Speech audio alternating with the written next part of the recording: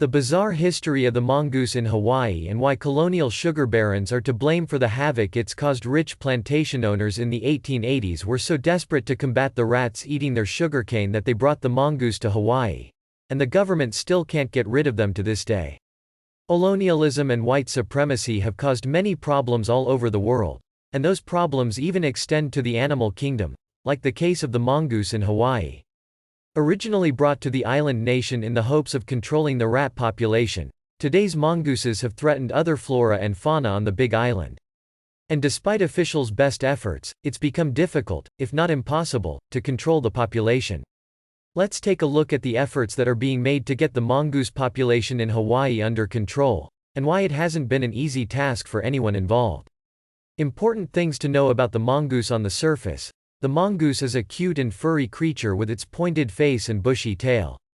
It was even immortalized in Rikki Tikki Tavi, the classic children's tale by Rudyard Kipling.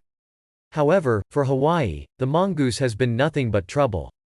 Various mongoose species can be found in Africa, Southern Asia, and Southeast Europe. The Hawaiian Islands are inflicted with an infestation of the small Asian mongoose, a native of Java, which is considered one of the world's most invasive species. In addition to being introduced to Hawaii and the Bahamas, the small Asian mongoose has been introduced to Cuba, Croatia, Jamaica, Hispaniola, Puerto Rico, the Lesser Antilles, Belize, Honduras, Panama, Trinidad and Tobago, Colombia, Suriname, Venezuela, Guyana, and Mafia Island. As for how these omnivorous critters, who are related to the meerkat more than the mouse, got to all these places, credit, or blame, goes to colonial settlers, who were hoping to capitalize on the burgeoning sugar trade. Why is the mongoose in Hawaii? Before it became known as the island paradise of the United States, Hawaii was best known for one important export, sugarcane. The popular crop grew especially well on the Hamakua coast, which is located just north of Hilo on the so-called Big Island of Hawaii. In 1883, the biggest sugarcane plantations on the island could be found on this beautiful coast. But there was just one problem. The sweet taste of sugar brought rats, who love to munch on sugarcane all day, and who destroy all the crops in their wake. The plantation owners, who were almost universally white colonialists, then got the brilliant idea of introducing the mongoose to Hawaii. They expected that the mongoose would spot the rats and kill them on sight, thus saving the sugarcane from certain destruction. Their theory, however, fell apart once they realized that the rats and the mongoose kept different schedules. The mongoose only came out during the day, while the rats foraged for their sugary treats at night. So, not only was introducing the mongoose in Hawaii an epic fail in that it couldn't keep the burgeoning rat population at bay, but it resulted in the mongoose in Hawaii becoming an invasive species to the island paradise.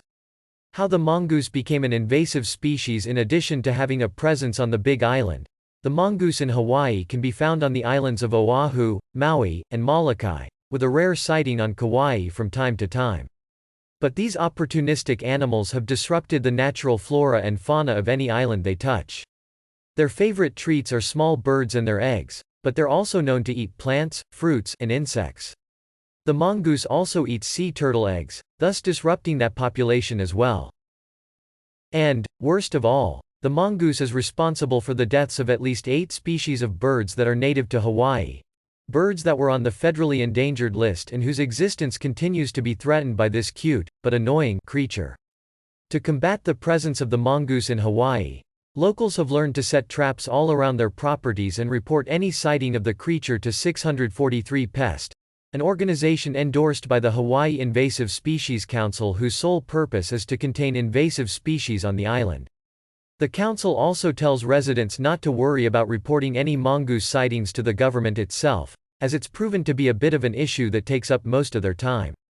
But the Hawaii Invasive Species Council also warns its residents against mistaking cats and rats for mongooses, which also seems to be a pervasive problem on the Big Island. But with more than $50 million in annual damages caused by the mongoose in Hawaii, it's safe to say that the council would love nothing more than to be rid of the critter once and for all. Now that you've read all about the issues that the mongoose in Hawaii has caused, learn about Queen Liliuokalani, the last monarch of the island paradise. Then, take a look at the story of Princess Kaiulani, whose tragically short life has become a symbol of Hawaiian defiance in the face of an increasingly colonial presence from the United States. If you like this video, don't forget to subscribe my channel, press bell icon button for more videos.